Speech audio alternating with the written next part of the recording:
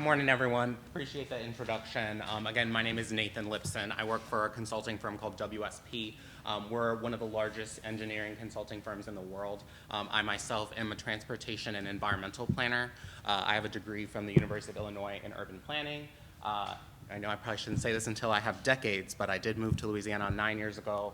I went to the university, Tulane University, and so I have a degree in my master's of sustainable real estate development. So I really think, our team has a pretty broad range of expertise, and, we're looking at this from all the angles that we've identified, and you all have been identified by the council and by our task force, who I know there's a number of members in the room who are part of the task force as a critical stakeholder for this master plan. So we appreciate you all being here and being engaged in this process. So I do have, I might skip over just in the interest of time. Oh, okay, no worries. We don't want to make you uncomfortable. I can hold it if you want, but. Well, there's two. Okay. Well, can everyone hear me okay? Okay, great. I'm more worried about that when picking. Yeah, I'll try to limit my turns, but sometimes I just have to make sure I know what's up on the screen. So I may move around a little bit in our presentation just in the interest of time, because we do have some questions at the end that I really want to hear from y'all on, but I did want to give an overall update as to where the plan has gone already, what deliverables have already been provided to the parish, and our path forward for the zoning code as well as the master plan. So to start off with, what's on the screen right now are what we're calling our guiding principles. So this is a list of, understood principles, descriptions of what our expectations are as a consulting firm to deliver a zoning code and a master plan. So we have gone back and forth, again, with that task force that we have been working with on this code, with your council and with the parish, all the representatives of planning departments, et cetera, to make sure that we have a list of what we understand to be the agreed upon path forward for the parish and the purpose of the master plan and the zoning code. So I wanted to just provide this to you all as well. We bring this up at the beginning of every one of our task force meetings to make sure that we don't need to make any adjustments or add anything to these principles. But I think this really just goes to show, we have a specific direction, specific a guide that we, revisit every time we're considering what direction to take something. We make sure that these guiding principles are being considered and are being upheld in those decision-making processes. So I just wanted to present this up front and particularly highlight a couple of them that have come up quite a bit in discussions with the zoning code. I would like to highlight the third bullet point there, maintain the rural character of Livingston Parish. And so that has been, a big driver of a lot of the decision-making that's occurred. We understand that we were brought in, and we understand that there's an active moratorium that has attempted to address some of these types of concerns, but obviously the moratorium cannot exist in perpetuity. You all have a lot of great development projects that need to move forward and that would support a lot of these initiatives. But that one is one that we've found comes up a lot in our discussions about why we are going a specific direction, why we made specific decisions. I think that's the only one I wanted to just call out. The rest are, again, we've had extensive discussions on this, and I'd be happy to go into details with any of you if you have questions on how we came up with this list at a later time. Oh, wow, I know y'all can't read a single word up there. So this is our projected timeline. I will walk through some of the most important deliverables on here. So that top section is the Master Plan Community Participation Program. So you'll notice that we're basically completed with that. And that's not to say that we're done with the public outreach. We've established what our plan is. We've established what our initiatives are, what the master plan meetings will be. And so we've established that. And we're continuing to collect information from the public. I'll go into a little bit of an explanation from the difference between the zoning code and the master plan. But so this community outreach plan is for both of those sections of the code. So we've done a lot of that up front already to try to get public information on the zoning code itself. We'll continue to have those public meetings as we work on the other master plan initiatives. And so I did just want to highlight also the bottom section there that's sort of that red-orange color. That's the zoning and land use code. So you'll notice that the line does continue. The green section is what's already occurred, and then that line continues out to show that we do anticipate potential changes as we continue through this process. Obviously, we're working on the master plan, as I said, as well as the zoning code. So we need that zoning code to be in place for the council to be comfortable lifting the moratorium, but we understand we're going to continue with this master plan, and we may have tweaks that come out of these continued conversations. So I did also just want to highlight what's available to the public for you all and also folks that you can share this information with as well. So on the Livingston Parish Council website, there are 2 different pages that have all of the information that we provided to the council. So that's on the draft ordinances page. So any ordinance that's proposed by the council has to go on this page for that period of time for the public to review. All of our information is on that page. There's also some other resources that I find more useful for review that are under the zoning page on the council website. And so what we've provided there is, for example, a summary table that has every proposed zoning category, all of the uses that are allowed in those categories. Another table that summarizes what are the physical constraints for each of those zoning categories. So what's the setback requirement for R2? You can look in that table. You don't have to go look through this 100-page document to find that. So if you all would like to take a look at these documents, I would encourage you all to use those links. You can also get in touch with one of us. We'd be happy to share a PDF or hard copy, whatever works for y'all. And so what you're seeing on the screen right now is basically a static map of what we're recommending for the zoning code for Livingston Parish. So that link up there is also on the parish website. That'll take you to a page that has this map on it, and essentially you can click on any parcel in the parish. You can see a lot of information, property owner, the size of the property, the recommended zoning categories, and in some cases where we have changed recommendations between a public meeting and today, there'll be a rationale there. We received a public comment from someone that gave us new information. We changed the zoning code to match that request. And so what you're looking at here is what your Livingston Parish currently has as what's called a future land use map. So this map was developed in 2013. It is a part of the 2013 Envision Livingston Master Plan. That is what WSP is working to update in 2025. So currently, if somebody comes into the zoning commission to the planning department at Livingston Parish and they say, I have this development, I want it to proceed, or I would like for my property to be rezoned, the parish legally has to look back on the documents that were provided and developed with public input on what the future of the parish should look like, and that's the future land use map.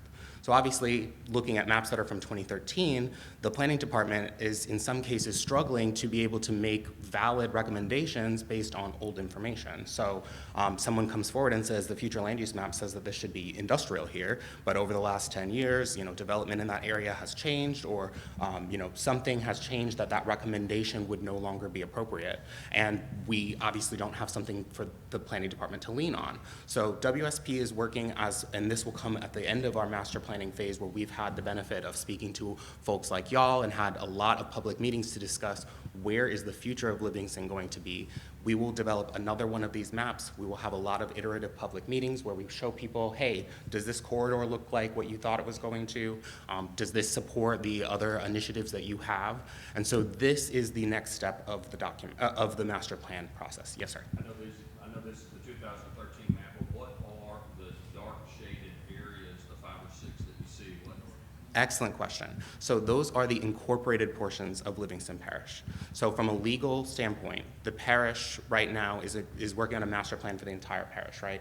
We can't pretend that Denham Springs doesn't exist when we're looking at the infrastructure in unincorporated Livingston Parish. But legally, the parish does not have the ability to recommend zoning in those areas because those incorporated municipalities have their own legal rights to do that.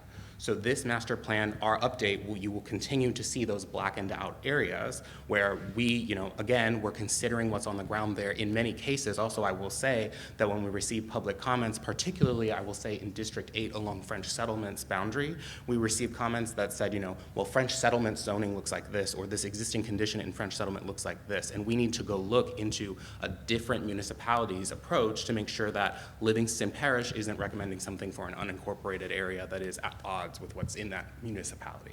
But great question, I appreciate that. And I did also want to highlight, when you look at the future land use maps, you'll notice that the categories that are described on the map do not match exactly what your zoning code says. So let me give you an example. It might say single family is the recommended use for the future land use map. There's probably between 4 and 5 zoning categories that could result in the development of a single-family home. So your future land use map is going to be a little bit more broad in recommendations than the actual zoning code. Your zoning code is really going to dictate exactly what can be developed, exactly what the stipulations for a property are, whereas when we're working on the future land use map, we're looking generally at how do these types of land uses like commercial, like heavy industrial, impact things like infrastructure, impact things like surrounding uses. So I just wanted to sort of highlight that mismatch will continue to occur when we update this, but it is to provide us some more flexibility so that we don't have to get into discussions of, does this neighborhood need to be R2 or R3? It's, you know, we recognize that this should be a subdivision. We recognize that this is a commercial area. And so, again, sorry, I apologize for the tiny text. What you're looking at here is basically we took a static map, a static look at what was recommended to the parish on the 14th of February. So last Friday we said, what are all of the zoning designations for the parcels that exist in the parish right now? And actually I'm going to have you go to the next slide because that's a better graphic that I think shows the point that I'm trying to make, is that currently 66% of all parcels that are in Livingston Parish, and again, we're in unincorporated Livingston, are being recommended to be zoned as agricultural. And that is based on the existing conditions that we're seeing on the ground right now. So again, I want to just, I'm working toward making sure everyone here understands the difference between the zoning maps and that future land use map. And so again, these are what we're seeing as the existing conditions. We had to come in, we were hired to come in and work on this master plan, right? And we recognized and we're encouraged by the parish, we've got to get this moratorium lifted. And we don't want to have to wait until the entire master plan has been completed. All of this future land use outreach has taken place because we already have a good baseline that exists. You all may be aware of the fact that in districts 1, 7, and 8, there is currently in place legal zoning. So we've taken a look at the existing code, we've tweaked some of the text and the zoning categories that are already being legally enforced in districts 1, 7, and 8, and we've applied that to the rest of the parish. And so what we're looking at now is not necessarily what we expect to be, the zoning code that you see it is not necessarily exactly what we expect to see in the parish for the next 20 years. It's a snapshot that gives the council, gives your planning commission, gives all of the review powers the authority to look at an up-to-date, modern, future land use map and apply those, that public outreach and that analysis to what's already on the ground and what we see. So that is why this zoning code is coming up front. That gives the parish the ability to start to review again these proposed developments while we continue to have the benefits of looking at what the future land use map should be, so that then when someone comes forward in July, August of this year, and they say, I have this plan that I want to put forward, they have the benefit of looking at the 2025 future land use map, and they can already regulate based on that existing zoning code that's in place. So that was a general overview of where we are, and we have some questions that I want to back up a little bit. So we have a number of stakeholder meetings that we've requested the parish to identify individuals and groups that have a lot of information and would be able to provide us with what we need in order to make these decisions on land use, future transportation projects, for example. And so this is one of those stakeholder meetings. So we have a lot of questions that we anticipate to have some more back and forth with y'all. We'll continue to coordinate with your representatives to make sure that, if we have responses to the comments that we hear today or approaches that we think would address some of the comments that we hear from you all today, that we can make sure to have some kind of iterative discussion on what that should look like. But I do want to pause to take questions on the process and zoning code before we get into some of these questions that are more about overall master plan issues, overall concerns about economic development in Livingston. Yes, sir. So right now in the process, if there's a parcel, let's say that the timber company owns, it's agricultural, but right now it's zoned as multifamily, what process would we have to go through to make sure that what's put in place now for this interim is accurate with the current land use? So can I ask, are we talking about a district that has zoning or does not? Does not have zoning So if there are inconsistencies to the map that, like you're saying, this is a 40-acre, 100-acre property that's just trees and it's zoned as multifamily, we can take comments and your councilman can take comments and make amendments to the zoning code before it's amended on the 27th. So we can take those comments today. We did have a public comment period that closed on the 7th of February. That's not to say that those changes can't be made. The council can introduce whatever amendments that they want on the 27th. So I encourage you to reach out to either the planning department, to our team, or your councilman to get those comments to us, and we can provide those as recommended amendments for the 27th. Yes, sir. So I have a few questions, actually. Is it, if a municipality already has zoning, is that something that our parish councilman should be getting with y'all and say, hey, they have zoning, let's make sure they have a buffer around it? Let's say we have zone R2 and y'all come in and put CN right next to R2 and it's not contiguous with our zoning.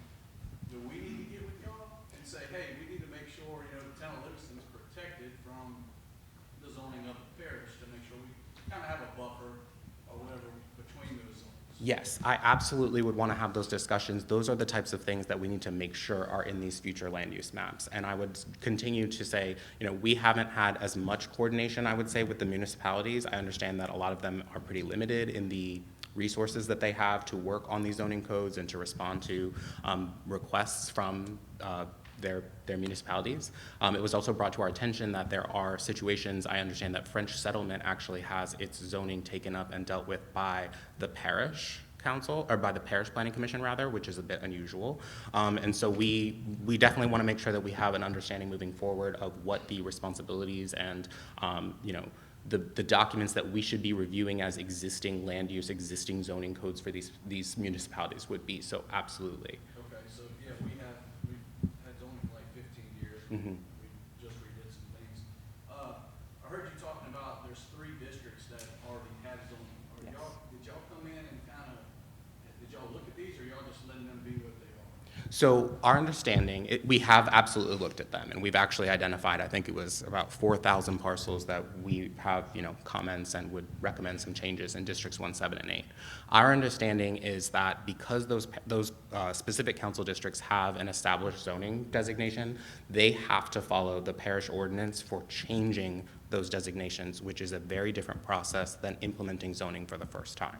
So what that means is they have to sign their property, they have to notify their neighbors around a certain area, and that our understanding is that process can't be broken even if we're, coming in and providing this code. So what that means is that the rest of the parish is going to have to follow those same rules once this zoning code is in place, right? So if I'm in District 2 today, right now, I have no zoning code, there's nothing that the planning department, there's certainly building reviews and all of that, but from a zoning perspective, there's not really much that the zoning commission can say. But moving forward, the entire parish will be on that same, that same rule of these are and it is currently outlined in the code. I will say it's in chapter 117. It says exactly the path forward that needs to happen if you have a zoning designation in districts 1, 7, and 8. So that is our understanding. I actually do have a meeting on Monday to discuss with the parish legal counsel the path forward for if there is a way to make some of these major changes, because as I said, we were sort of brought in, our hands are a bit tied with districts 1, 7, and 8. One thing I did want to share with this group as well that has been, a bit difficult for us to deal with is that we've had now 3 public meetings in the community. We've had a number of other public meetings at the parish council chambers.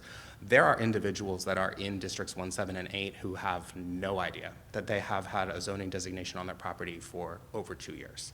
That has been very difficult for us to communicate to people.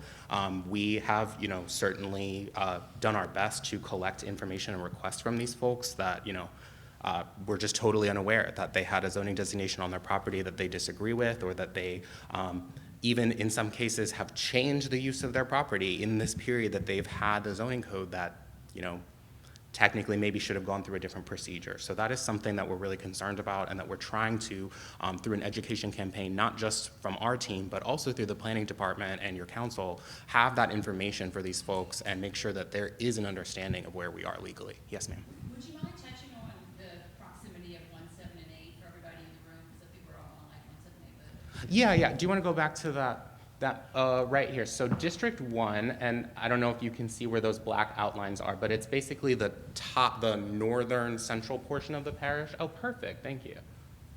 So 1 and 7 actually touch each other. 7 is primarily is that Walker, City Walker, and then District 1 includes City of Livingston and north all the way up to the parish line there.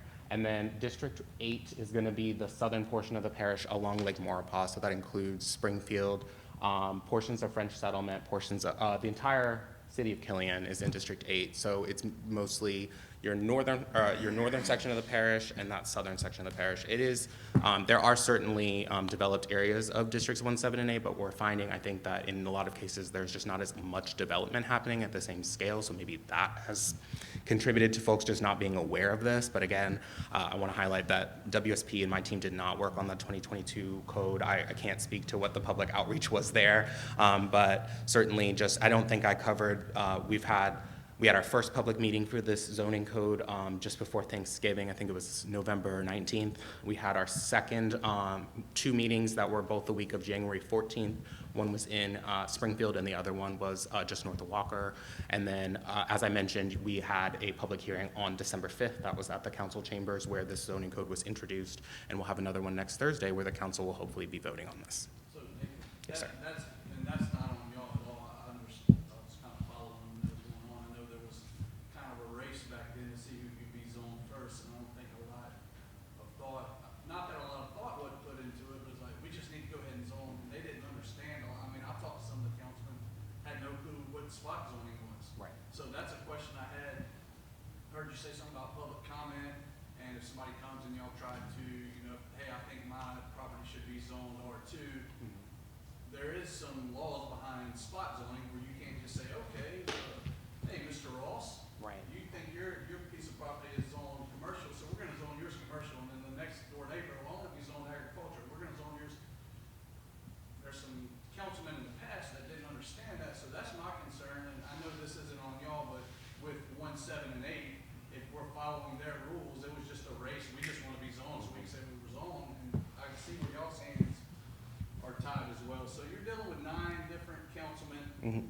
I'm sure you're letting each one kind of have comments on their zone, but are y'all taking this as a whole Livingston Parish? Or, 1, 7, and 8, y'all got y'all, 2, 3, 4, 5, we're gonna let you do your own, and it's just sporadic everywhere? No, I can tell you ad nauseum the number of times I have said this is a parish-wide zoning code. And it has been difficult to get that through to, a lot of folks. And I will say the process has looked like WSP recommending a code for the entire parish. And certainly the councilmen know their individual districts better than, the other one. But we have taken comments, why does this look like this? And told them, look, we have best practices to follow. What your request is would result in a spot zone. What your request is would be inappropriate, would be inconsistent with our guiding principles, et cetera. And what you'll see at that hearing next Thursday is that when the council considers the amendments, we've organized them by district, but they are, again, that is just so that they can be handled in a clean manner. And as the councilmen go through those requests that have come in, because we have provided a comment and an opinion on every request that's come in, we have not made all of them. We have not recommended all of those changes. And it's gonna be up to the council to take those votes on these individual amendments, on these individual properties. But, we're holding the line very hard that our guiding principles and making sure that this is an open and equal process for everybody has been the #1 driver of all of the maps that you're looking at. Okay, well then that's scary, so then regardless of what you recommend, they can still vote to do what they want? I'm a consultant to the council. Yes. How will not only the chamber, but business people, individuals be able to hold them accountable as to what the recommendation was versus how they're voting? Is it gonna be on the website as to exactly what WSP has recommended? Yes, and so right now the clerk is basically taking a long spreadsheet of all of the recommendations that we've made. And that includes not just change John Smith's property from this to this, but also, hey, somebody noticed that you guys left this land use out of this category, and that is really prevalent in Livingston Parish, add this back in. And so what they're working on right now is a list of every single amendment that's going to be proposed on the 27th. They've had it since the 14th, and they've had the ability to review all of these things. But what we're working on is making it clear as to these are the ones that WSP is recommending, these are the ones that WSP has received but is not recommending action on, and those will be voted on individually. That's our understanding, is that those will be voted on individually by district. So there will be some oversight. It will be clear, and, you know, we can make those documents public. They should, I think, you know, particularly because we understand in a lot of these cases there are conflicting requests, right? John Smith over here wants it to be R2, but Jane Smith over here wants it to be ag. And so obviously we have to provide some type of opinion on that because the council is going to be making a recommendation against one of those recommendations they received. Any other questions? Yes. When all of this is completely finalized and it's put into motion, and a property owner wants to change his designation, it's designated one thing, but he wants to change it to a more densely populated piece of property. Is that as easy as going to your parish councilman and they provide you a waiver, or has this whole process made it a little more difficult than that? Because historically, the parish council has given away waivers fairly easily. Mhm. And I'm just curious to see how difficult it will be to change your property designation in the future. Yeah, no, I think that's a great question. And so today, let's not say today, let's say March 1st, the zoning code is passed and it's in place in March. The path forward as it exists is an individual goes to the planning department, they request a rezone. I'm not sure exactly what that form looks like, but they're given the proper documentation to provide that request to the council. That request is reviewed by the planning department, and an opinion will be provided by the planning department to the council to make that decision. And so we have not modified any of those processes currently. We are currently looking into that process and making sure that there don't need to be any modifications. I know one of the concerns that we've heard from the planning department right now is that while there is a cost associated with a review of a plat, so if a developer comes for a major development and they need it to be reviewed by the parish engineer, there's a cost associated with that by the hour. If an individual comes in today and they have no development plans, they're just requesting a zoning change, there's no fee associated with that request. And the concern is that, as I mentioned before, there's a process that requires signage, that requires notification. Our understanding is that those costs today would fall on the parish to cover. So there's some concern that, you know, that would be a lot for the planning department to handle, but that is the procedure that has been in place since 1, 7, and 8 have had their zoning designations, and we understand that there is some desire to change that. We have not made recommendations to the rezoning process. I will say that on the agenda for, also on the 27th, is a change to the review process for the plat reviews. And so that is to just clarify exactly when specific time requirements are triggered. So I understand, for example, that there's a 60-day review window. So we've clarified exactly when that window starts based on this proposed ordinance that was considered by the Planning Commission on Tuesday of this week, I believe. And so that is the only process that has changed, is to clarify when the specific state requirements for the timing of reviews take place. But the process for changing a zoning code or changing a zoning designation